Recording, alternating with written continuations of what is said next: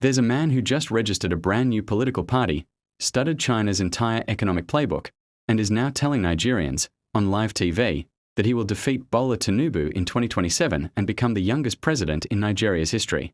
His name is Moses Adebisi. And his own words, "Nobody saw us coming. But we came anyway." So today we are unpacking who this man is, how his party quietly beat out 170 other associations to get INEC registration, and whether this submarine strategy of his is genius or just noise.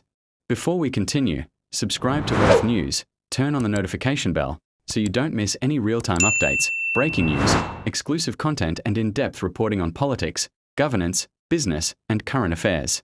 Now, let's get into the details. Stay to the end, because his China comparison in segment 3 is something you need to hear in full context. Moses Adebisi is the presidential candidate of the Democratic Leadership Alliance, DLA, a party you've probably never heard of until now. And that's by design. Speaking on Arise TV on Thursday, Adebisi revealed that the DLA deliberately kept a low profile while quietly building its political structures, a strategy he calls the submarine approach. Stay hidden underwater, build in silence, then surface when it counts. Here's the wild part. The DLA was registered by INEC in February 2026 after a process that started with 171 political associations applying.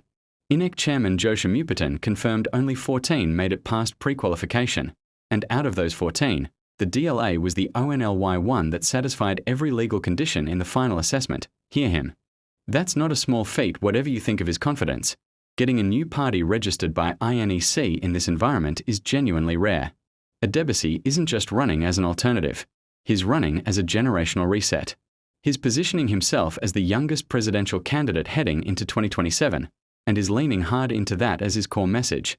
Out with the old political class, in with a new generation.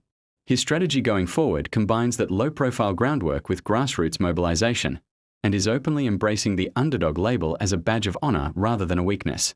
Before politics, Adebisi says he was already doing groundwork, running community empowerment programs supporting low-income market women and digital literacy initiatives for secondary school students. He says his team supplied computers and volunteers across the Southwest, North Central, and the FCT to help students prepare for computer-based exams. Now here's the part that got our attention.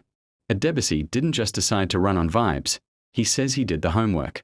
He told Arise TV he traveled to Beijing and Shanghai specifically to study China's 1978 economic reforms, the reforms that transformed China from a largely agrarian economy into the world's second-largest economy today. His words were direct. "I was in Beijing.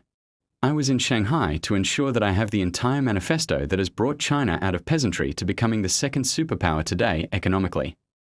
He says he paired that with a study of aspects of the American liberty agenda, essentially trying to build a hybrid governance and economic model before ever declaring his candidacy. Whether that translates into an actual workable manifesto for Nigeria is a different question, but it tells you this wasn't an impulsive decision. He says calls from Nigerians eventually convinced him to leave the United States and return home to solve Nigeria's problems directly rather than from abroad. Adebisi didn't hedge on TV. He said, plainly, "I am the only person that has the capacity to defeat the Bola Tinubu-led APC government come 2027. You can actually take my word for that." That's a massive claim against a sitting president with the full machinery of the APC behind him. Is it bravado? Strategy? Genuine belief? That's for you to judge, but here's why it matters beyond one interview. It signals that 2027 is already shaping up to be a crowded, unpredictable field, with new players entering from outside the traditional political class, backed by real INEC registration rather than just social media buzz. So here's my take. A brand new party beating out 170 others to get registered is a real achievement worth watching. Whether Moses Adebisi can turn a submarine strategy and a study trip to Beijing into actual votes in 2027, that remains to be seen. If you found this breakdown useful, smash that like button. Subscribe if you're new here so you don't miss any real-time updates, breaking news, exclusive content and in-depth reporting on politics, governance, business, and current affairs. Thank you for watching.